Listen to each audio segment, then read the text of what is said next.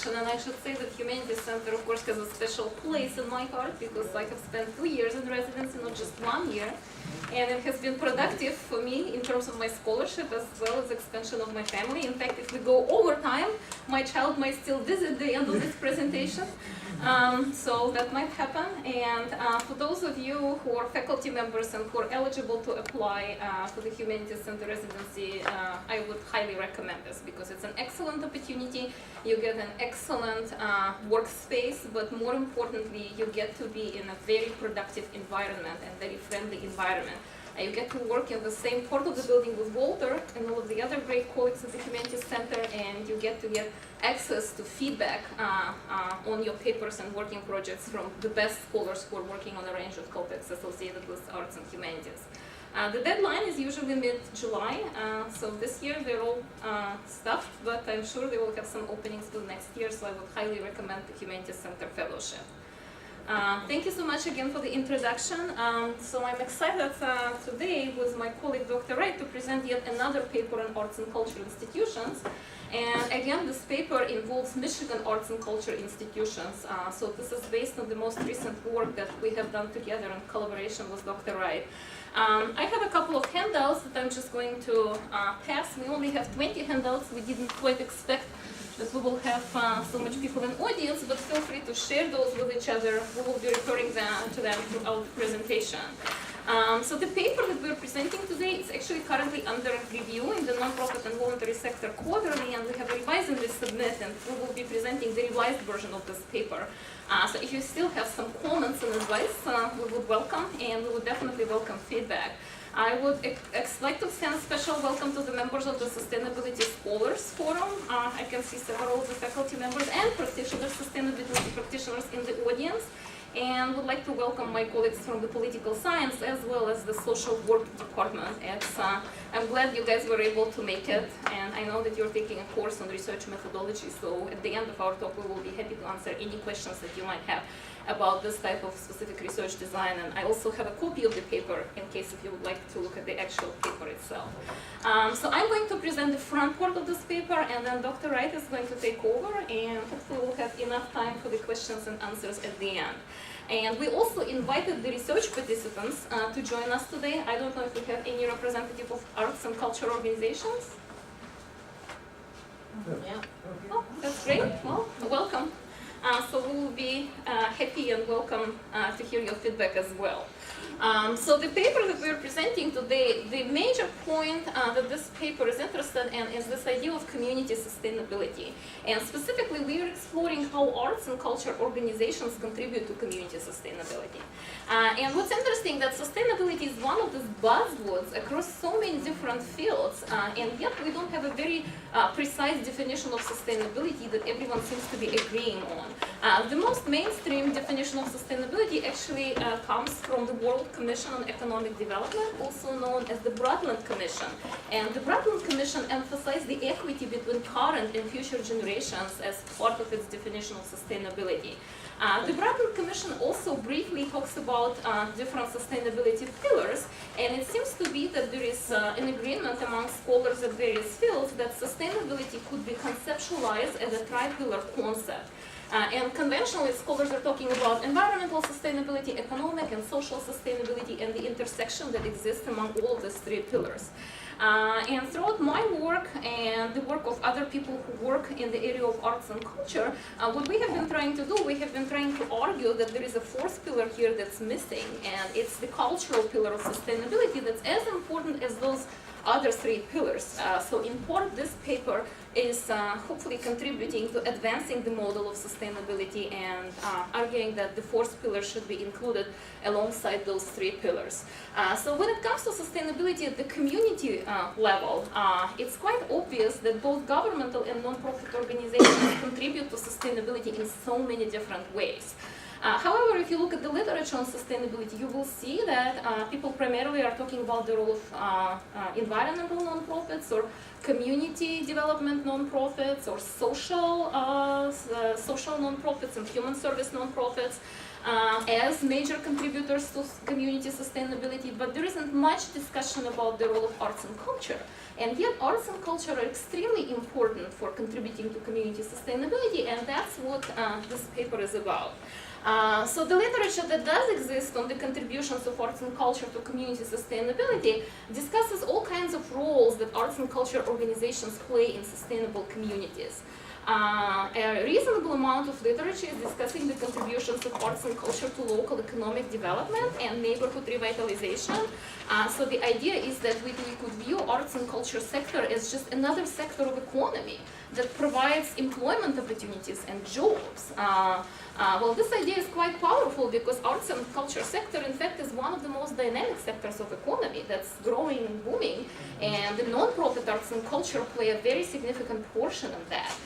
But unfortunately, there is a limitation of defining arts and culture as just contributors to the local economic development, because then we discount the very intrinsic value that arts and culture organizations carry through their communities, in addition to just being viewed as another sector of economy. Among the other literature that talks about importance of arts and culture is, of course, the importance of arts and culture for developing civic engagement and community-level social capital. So the idea is by people attending art museums and performing arts institutions, they actually get to connect with each other. And they develop social capital, regardless of whether they have a special interest in the arts or they just attended an arts event because somebody else invited them. So these are the common contributions that scholars are talking about. And like I said, the major problem with discussing these types of contributions is that we tend to instrumentalize the arts, and we tend to frame them very narrowly as primarily contributors to the local economic development, discounting the larger set of roles that arts and culture play in local communities. The other thing that seems to be missing from the literature on arts and culture organizations and community sustainability is the explanation of under what conditions and why and how some arts and culture institutions do tend to be very engaged in local community sustainability agendas, while other arts and culture organizations primarily focus on the arts. So there is not much explanation in the literature about the drivers of the arts and culture nonprofits engagement in community sustainability. And that's the main research question that this paper is asking. So we are looking to explore what are the drivers, organizational and environmental drivers, of the various kinds of roles associated with cultural nonprofits' contributions to community sustainability. So to conceptualize the idea of arts and culture contributions to community sustainability, we use the dimensional model of the arts and culture impact on sustainability, and this is one of the handouts that you have. It's a double-sided handout, so the first side of this handout actually introduces the dimensional model of the arts and culture impact on community sustainability, and the second side of this handout is introducing very specific various kinds of roles that arts and culture organizations play in local communities. So the model essentially looks at three dimensions of impact that arts and culture organizations exert: social versus individual, direct versus indirect, and explicit versus implicit. And the model argues that there are three kinds of roles that arts and culture organizations play in local communities and through which they advance community sustainability. So the instrumental role that received substantial attention in the literature is about the ability of arts and culture organizations to exert very tangible, specific contributions to local communities. So the example would be contribution to economic development or neighborhood revitalization. But alongside this instrumental role, there are other two types of roles that arts and culture organizations play, and those include semi-instrumental role and the intrinsic role. So the intrinsic role is primarily arts or value in themselves, and just having the presence of arts and culture in communities makes those communities more appealing and more beautiful. So the instrumental role is all about the value of art and culture in itself. The semi-instrumental role is actually the major contribution of this theoretical model, because previous scholars tend to focus either on instrumental impacts of the arts or on intrinsic impacts of the arts. But this model that I have developed based on my dissertation research essentially argues that arts and cultural organizations contribute important values to local communities, including the values that develop sustainable attitudes. So if you look, for instance, at the second page of this handout, you can see the examples of the semi-instrumental roles. There is 5 of those that arts and cultural organizations play in local communities. For example, promoting social justice within the community. So it's the idea that arts promote the kind of values that supersede the art and aesthetics, and they contribute to so many different dimensions of sustainable communities. Raising community awareness about the environmental sustainability, that's another example of the semi-instrumental role that arts and culture organizations play. So as one part of our theoretical framework, we use this dimensional model and we design these roles to essentially build an empirical model and test the model about the predictors of arts and culture institutions' engagement in these 3 sets of roles. So what about the predictors? What would those be? So here we resort to the strategic management literature. And strategic management literature, unlike some of the other series, essentially puts the destiny of the arts and culture institutions in the hands of their managers. Unlike, for instance, the population ecology theory that argues that institutions and organizations survive or decline as populations, strategic management literature matters. Strategic management literature basically argues that management matters, and the quality management tends to both enhance the ability of organizations to fulfill their mission, as well as increase the chances for organizations to survive and sustain in the long run. So strategic management literature basically tells us that arts involvement in community sustainability will be an extension of organizational missions. So that's something that arts and culture organizations would view as an important part of their mission outside of their primary art and culture function.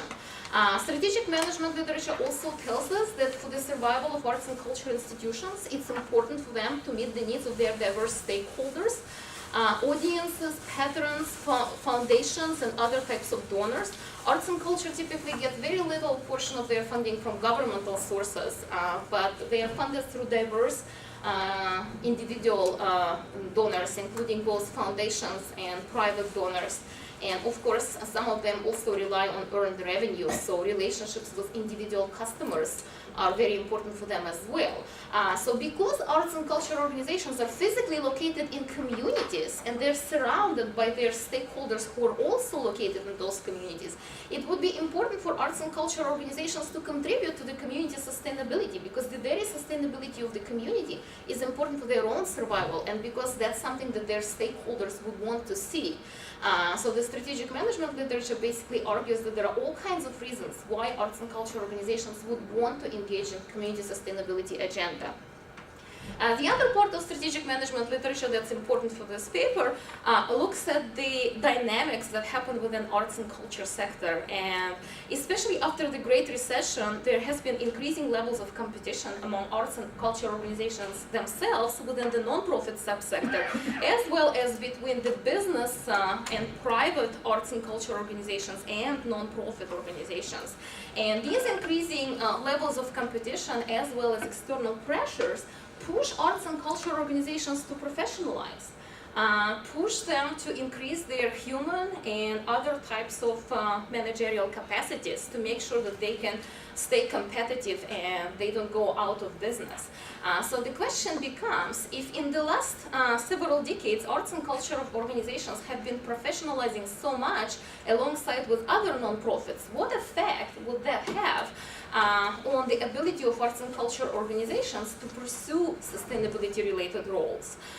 So the 2 strategies that we are interested in this paper in include the use of performance measurement as one of the mainstream indicators of non-profit professionalization, and the second one is capacity building, and specifically we are focusing on professionalization of human resources, measuring to what extent arts and culture organizations invest in the quality of their board, staff, as well as volunteers. And at least in theory, more professionalized arts and culture organizations should be better at fulfilling their mainstream arts and culture mission, as well as more active in community sustainability agendas. So based on this presumption, these are the three sets of hypotheses that we're looking at in this paper. So the first one essentially argues that high reliance of arts and culture organizations on performance measurement, which would be an indicator of professionalization, would in fact be associated with greater engagement in all three sustainability-related roles. So in other words, more professionalized organizations would also be more engaged in community sustainability agenda in all three roles. The second hypothesis likewise argues that higher investment of arts and culture institutions in their human capacity, including board development, staff and volunteer development, would likewise lead to their greater engagement in all three sustainability-related roles. And finally, one negative factor, potentially negative factor that we have to consider when it comes to community sustainability is the impact of stress, so the impact of external environment. While internal environment is important in explaining engagement and sustainability roles, we also have to assess the quality of the external environment. So what we argue in this paper, if there is a lot of stress, if arts organizations are very stressed, then they would actually potentially engage less in these three sets of community sustainability roles, in part because they would be preoccupied more with dealing with their internal stress rather than trying to contribute to the community sustainability. So that's where the third hypothesis comes from. So that's what it looks like as our theoretical model.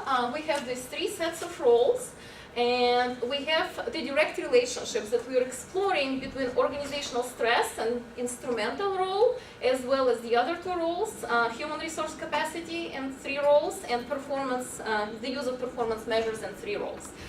We also use several control variables in this study. The first two are organizational age and organizational size.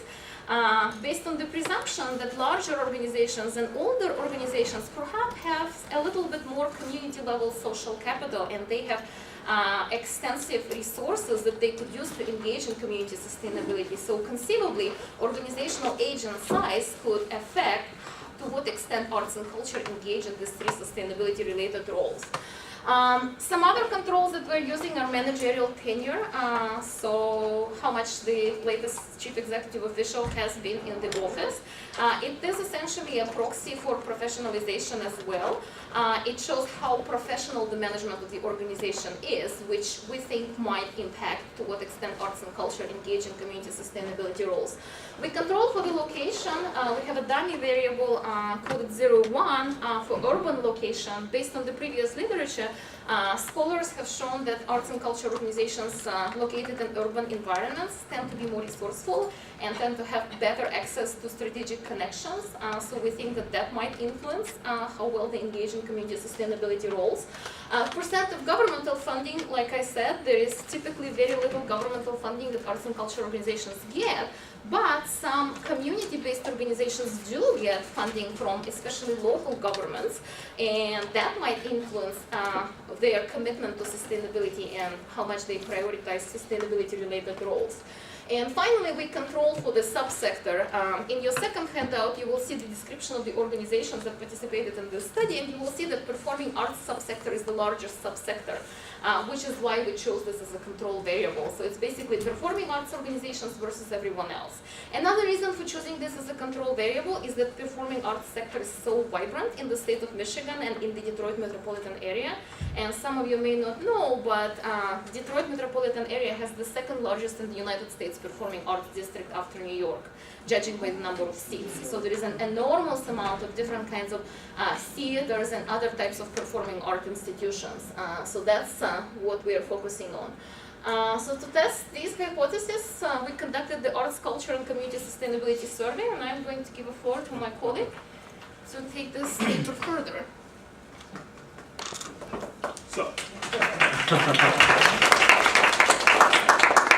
So how many social work students do we have here today? All right, excellent. My wife has her master's in social work, and so I love social work students. So I'll probably spend a lot more time kind of talking about our methodology, because I know you all are in a methods course. And so as Alisa mentioned, to test the relationships between an organization's use of strategic management, and their engagement in community sustainability roles, we launched the Arts, Culture, and Community Sustainability Survey in 2016. And so what we did, we used Qualtrics as an interface for our survey. And the survey consisted of 8 parts. And so what we did was we chose a sampling frame from guidestar.org, and which is probably the only comprehensive list of like nonprofit data you can find in the U.S. And so we did a search based on their NTE code, and essentially we did a search for arts and culture organizations, and we were able to pull about 567 of those from that list, and essentially we downloaded the information. My students, hired some students to actually, at Texas Tech, they actually called each of these organizations to get the email address of the executive director so we could conduct the online survey. One of the challenges with online surveys is actually getting email addresses or valid email addresses, and so I had some trusty students who did that for me and Alisa, and so based on that, we sent the survey out to all 567 organizations that were classified again as art or culture organizations, and again based on their national tax money code as defined by the IRS, and also the Urban Institute has a comprehensive list of what those codes mean. So essentially, based on that, we sent this email link out to these organizations asking them to be part of the survey. We also, good practice in terms of notifications, we have a survey center at Texas Tech University, and they actually perform phone calls on behalf of me and Alisa to tell them that the survey was coming. We also had postcards designed that we sent out a week prior to know the survey was coming and that we wanted them to participate in it. And that postcard included the link to the actual survey that they could take. And so based on that, we had 175 of these executive directors respond. So they were either executive directors or they were CEOs of these arts and culture organizations. And so we had a sampling response. I had a response rate of 34%, which is pretty decent in public administration research. And so we were pretty pleased that we were able to at least cross that 30% threshold. And also too, just to keep in mind that even before we got to the 567 sampling frame, we did exclude organizations that had reported revenue of 0. Assumption we did have was that those organizations may not be in existence anymore. And also too, when we did send out initially, so our list consisted of about 800, 900, and it was reduced to 567 because those organizations were not producing anything or they were no longer in existence. So as Alisa mentioned, our dependent variable essentially were the arts and sustainability roles, and this was based on her research. And then we also had independent variables consisting of organizational stress, professionalization, performance information use. Again, our controls were age, revenue per capita, managerial tenure, location, percent, government funding, and subsector. I also want to keep in mind, again, these questions, most of these questions for our dependent variables and independent variables were based on 5-point and 7-point Likert scales. And the analysis that we will be using, that we use in this paper, is structural equation modeling. And so SEM essentially is a method that kind of combines factor analysis and multiple regression. It allows us to essentially test the relationships between measured variables and their latent constructs. And if you want to know more information about SEM, I'll be more than happy to talk about it with you. So this is our SEM model. And so the instrumental role, semi-instrumental role, intrinsic roles, these represent our dependent variables. And again, this scale. So even before we got to this point in the model, we used confirmatory factor analysis to kind of validate the model that Alisa had developed in prior research. And so essentially, based on looking at model fit, it was reduced to a scale that had 1, 2, 3, 4, 5, 6, 7, 8 items. And so again, the first one is our instrumental scale, next semi-instrumental, and then our intrinsic. And then over here we have our independent variables of interest, and again, organizational stress, human resource capacity, and then performance information use. And so essentially what we do find, as it relates to organizational stress, this probably has the biggest impact in our model in terms of testing this a priori assumption that the organizational stress would organization would be negatively associated with these roles. And so we do find that organizational stress is negatively associated or significant as it relates to use of the instrumental role and also as it relates to the semi-instrumental role.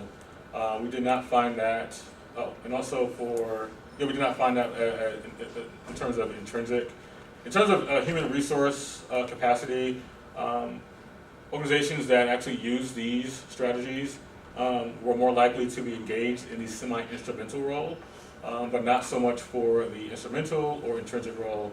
And then as it relates to the performance measurement, organizations that use performance information were more likely to, less likely to be using instrumental roles.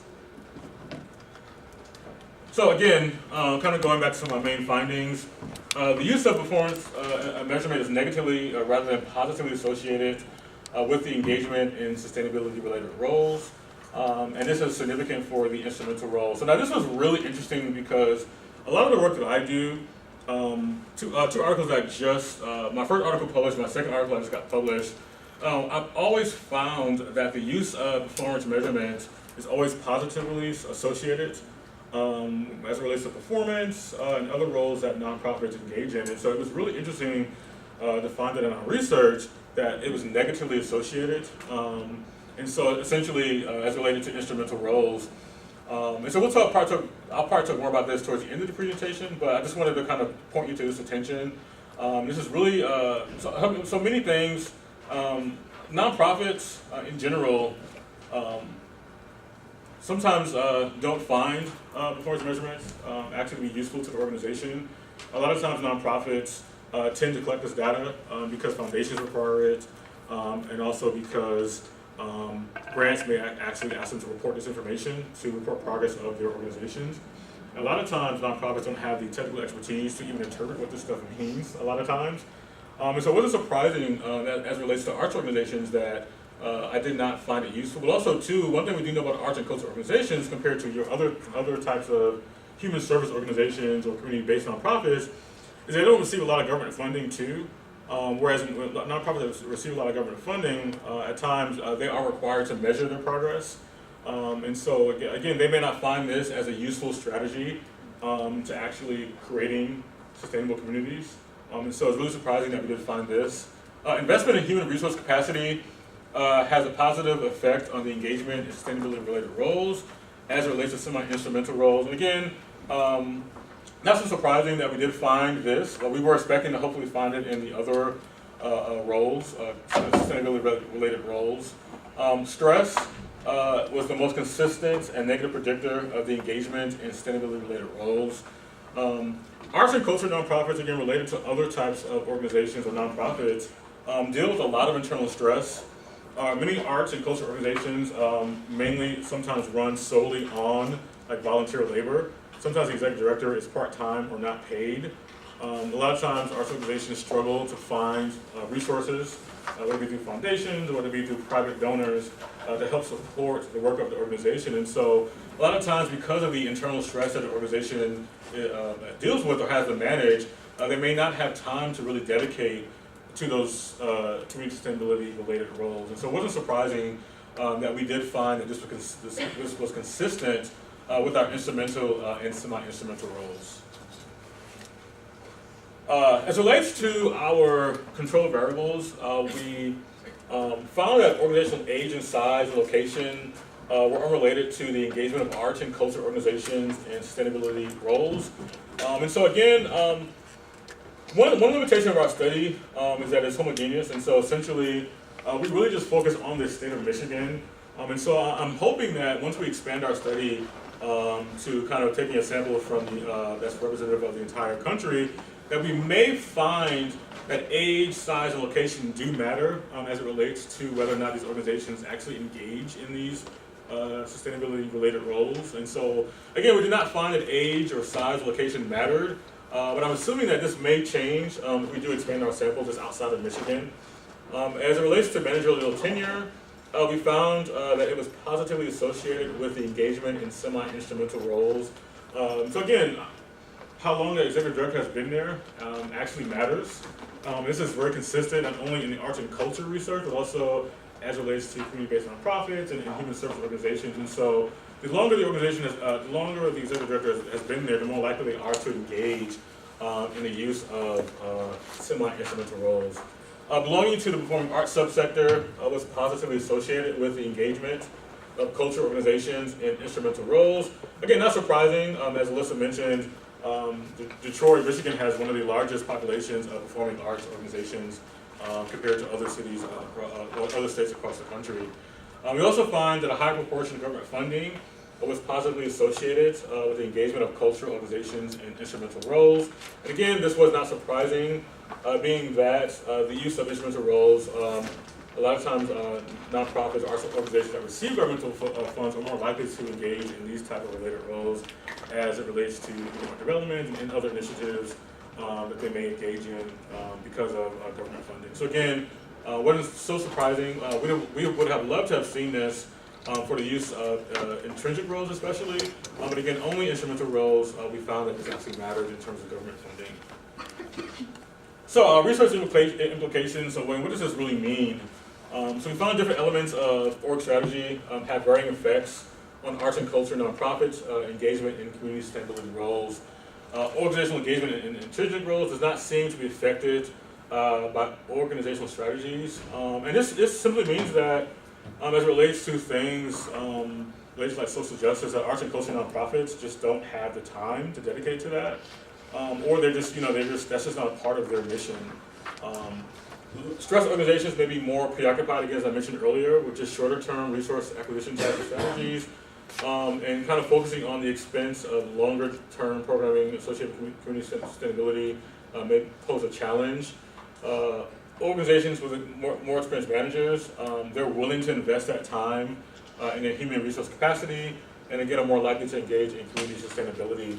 Government funding also is important as it relates to instrumental roles. And again, this finding was not that surprising. And that's it. So, any questions? We're currently planning a national survey of arts and culture nonprofits that will hopefully give us some more nuanced findings. But at least for me, reflecting back on this model of arts and culture nonprofits engagement in this community sustainability, some of the most interesting findings have to do with the fact that arts and culture organizations' engagement in intrinsic roles, so art for the sake of art, doesn't seem to be predicted by other strategies. So in other words, those other professionalization strategies don't matter as much to their main core mission, and they would engage in this core mission regardless of how professionalized they are. The other sort of interesting major finding is that for them to be engaged in the semi-instrumental role, that's one of the least discussed roles in the literature, they have to have professional management and professional human resources. So that's why our control variable for managerial tenure is statistically significantly related with their engagement in semi-instrumental roles, as well as their relationship in human resource capacity. So in other words, human capital matters, and the better the human capital is in arts and culture organizations, the more likely they are to engage in semi-instrumental roles. And finally, a small reflection on the instrumental role. It seems to be that those arts and culture that do get some governmental funding, they are the ones who seem to prioritize economic development in some of these other roles. So that's sort of in 3 sentences the summary of this paper. Questions? Reflections? Go ahead. Yeah. A lot of times you identify a source and you have a very viable subject matter that needs to make a difference in the arts and culture. But the key factor is a grant writer, a professional grant writer. You have a lot of wannabe grant writers, but a professional grant writer sometimes it's difficult to connect with because they want to be compensated up front. And that seems to be a problem with my foundation, connecting with large funding. Could you introduce yourself? What foundation are you working for? I'm with the David L. Head Foundation. Oh, okay. It's a nonprofit to Mhm. ensure the legacies of African Americans are displayed in different, Yeah. through different arts mediums. And so That's I've great. been around since 2006. I Yeah. just received my 501c3 status in 2014. Congratulations. Yes, Is that- congratulations. The nonprofit Very much is a case of arts and culture institutions too, and in fact, that's what the study seems to support, that if the human resource capacity is not there, then organizations are more likely to just engage in their primarily intrinsic type of roles and less likely to be engaged in other larger discourses. So that's what we seem to found as well, that human resources do matter. And if we want arts and culture organizations to be more engaged in community sustainability, then it makes sense to consider funding these arts and culture organizations or funding their human resource capacity. Questions? Over there. Did you look at any outside organizations that provide those types of supports, or were those identified by the organizations at all? Like if there was a community business or a government office that provided those supports, were those identified within your study?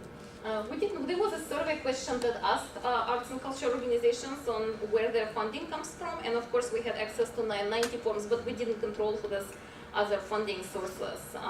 But it's not a bad idea just to see if other funding patterns might provide a better explanation. So yeah, we did have a question that kind of looked at kind of like technical expertise or technical capacity in terms of where they get that help from or assistance from. But it's something we definitely may want to consider in terms of kind of getting a better idea of how arts and culture nonprofits are able to build a capacity as it relates to just getting outside help from consultants or from organizations like arts councils, for example, provide technical assistance sometimes to like arts and cultural nonprofits. So, but we did not ask that question. That would be consistent with the resource dependency theory, for those of you who are familiar with the resource dependency theory, that essentially in a nutshell argues that funding determines behavior of organizations, or the behavior is shaped by how the organizations are funded. So that would be a good research question. Go ahead. You mentioned that organizations that tended to receive government funding tended to participate more in the instrumental role. Was there any sort of general trend in what kinds of organizations were receiving government funding? Like, was it primarily museums, primarily, anything of that sort?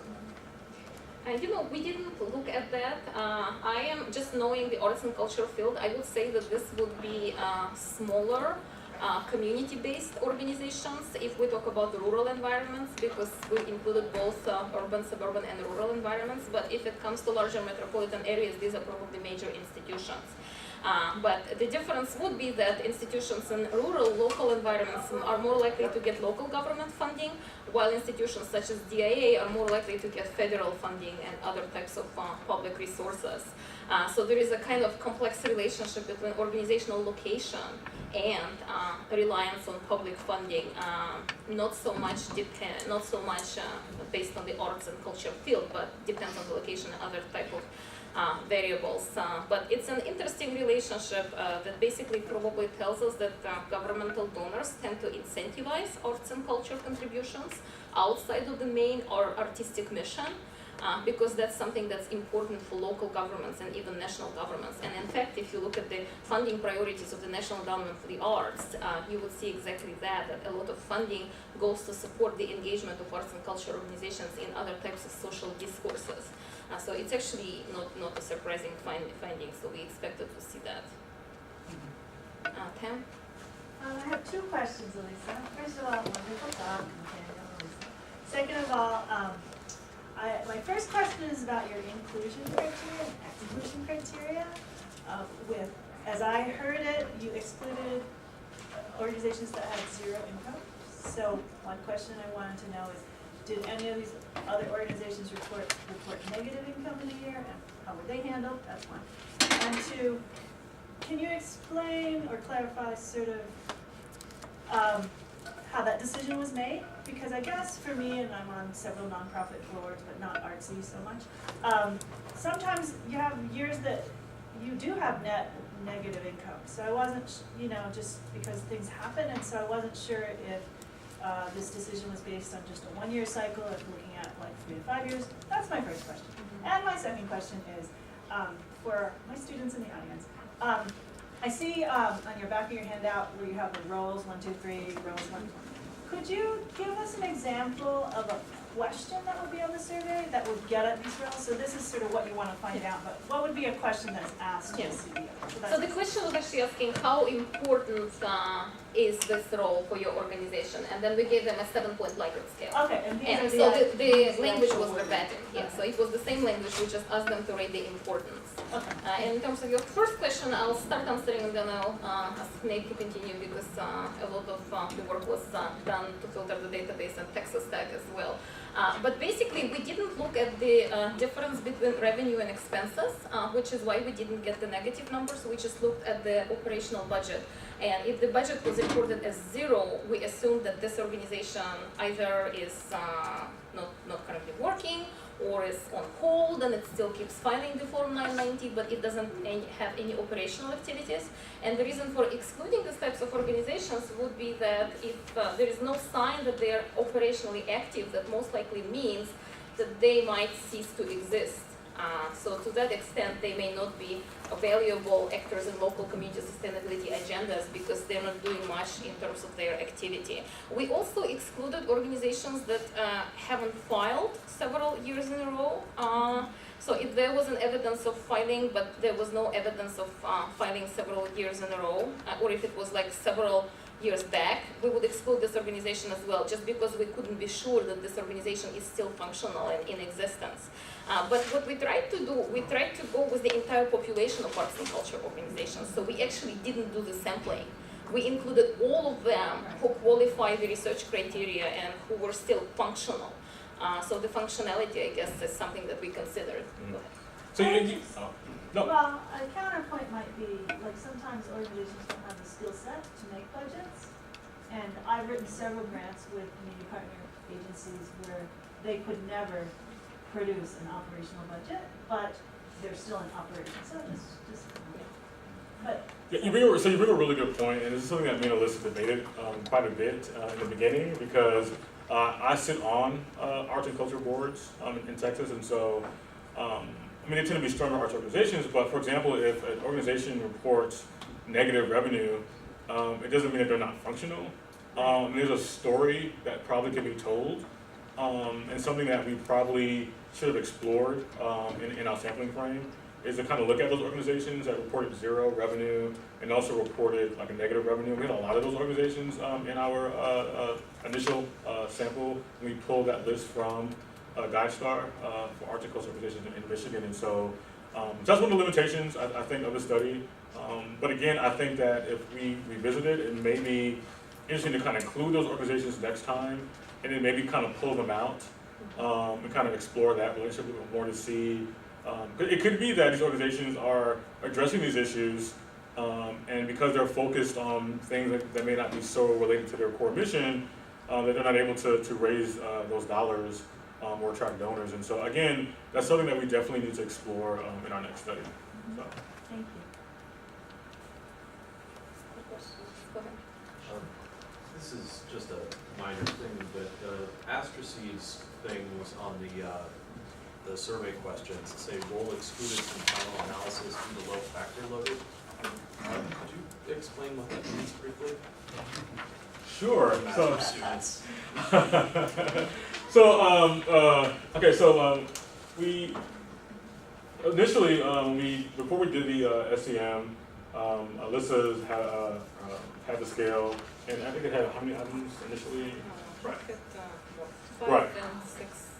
So we excluded 5 of them. Right. Yeah. So initially Six, we had Alisa's scale was like 15. Yeah, had 15 items on the scale. And so in order for us to do the structural Bayesian modeling, I had to validate the scale. or look at the psychometric properties of the scale.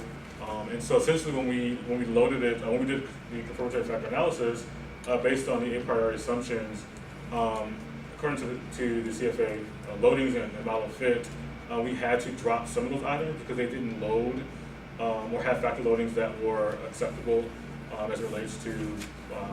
So essentially, depending on, I guess, in layman terms, depending on those factor loadings, and I think the threshold we used, I think, was maybe like 0.5. So anything like kind of lower than 0.5, we kind of dropped. We also cut that also to improve our model fit, and also in order to run the structural Bayesian modeling. So a lot of times factor analysis, some people use rules such as like 0.35. For a CFA, I use like 0.5. Anything below, but factor below 0.5, we cut those questions from the survey. And it could be that either we didn't have enough observations or enough organizations that consider this type of role, and they might have just skipped it or just ranked very low, or it could be in part that some of the constructs tie together a little bit better as a group of roles as compared to other types of constructs. And I think we're going to go with the same model for the larger study because the sample size was relatively small, so the more observations we have, the likelier the variety of these roles we are going to see. But yeah, we had to exclude 3 roles. So most of the roles stayed in the model, but we exclude 1 instrumental and 1 semi-instrumental. And just from a survey methodology standpoint, the respondents did not know if they were answering questions based on the instrumental role, semi-instrumental role, or intrinsic role. So they were just presented with all the questions as if it was like one scale, and they were essentially asked to answer the question based on the 7-point Likert scale. So again, the respondents didn't even know how we were going to tease out these roles. So, yes.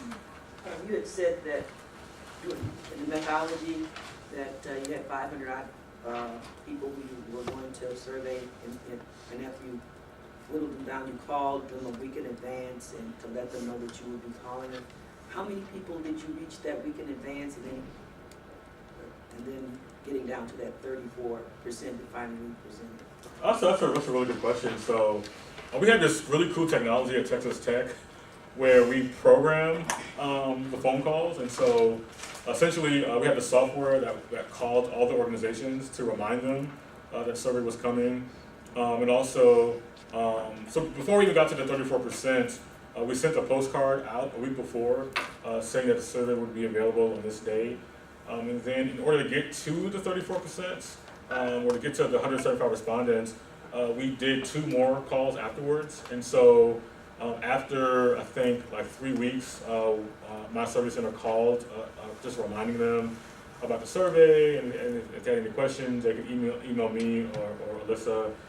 In addition to also sending out email reminders as well. So we sent out initially we sent out the first week we sent out 2 notifications, and then we waited like 2 weeks, and then we waited like another 3 weeks, and then we waited a month, letting them know that the survey was closing and wanted to respond. And we had 2 phone calls in between that. But we used Don Dillman's survey methodology book.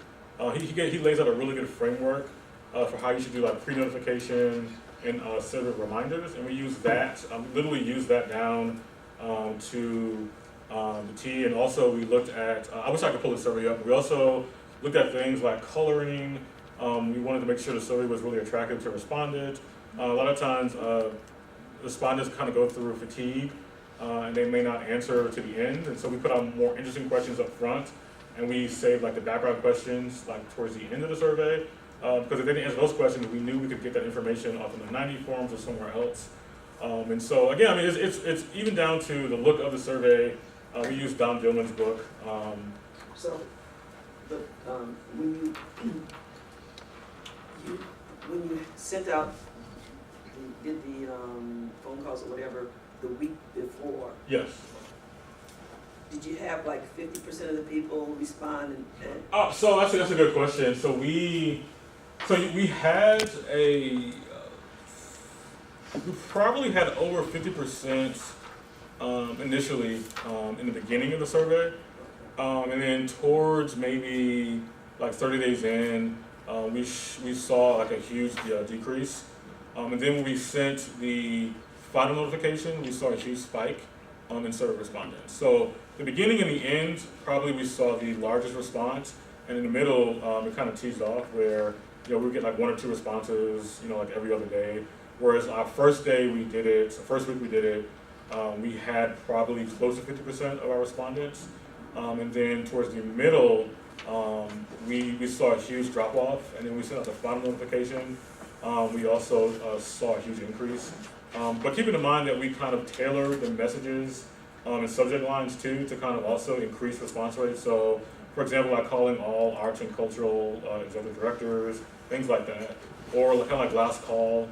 So we even tailor our language to help us get that response rate up. Dilma does a good job advising Yeah, on how to do this. And also, like, one thing you have to consider, like if you're interested in survey, is that you have to keep the number of questions manageable because people get tired and they get the survey fatigue that Nate is talking about. So some of our respondents, they would start the survey, but they would never finish the survey, and there is not much that we could do short of sending them the standard reminder. But that's why, if you can have all of the questions that you want in the world to write 15 papers out of one survey, you will never get the survey respondents because they are not going to have time. So that's why we had to pick and choose the kinds of questions that we were asking. But otherwise, there were so many more questions that we were interested in. So we just chose some basic questions to make sure that we have a reasonable response rate. Go ahead. Did you give them incentive? No, we did give an incentive. The incentive was that they would be informed of the study results, yes, and that it would contribute to the public benefit. Yeah. But yeah. Yeah. And we actually sent invitations to the entire population of people who took part in the survey to this brown bag, and we shared the paper with people. Alisa, can you describe how you did informed consent? The consent was the first page of the survey that had a specific saying by clicking, yes, you are agreeing to respond to this survey. So it was the first page, and if people didn't click the first page, they couldn't proceed with the survey. So that's what we did. And we got, if you're interested in IRB, we got, Texas Tech gave us the expedited, but Wayne State gave me the exempt.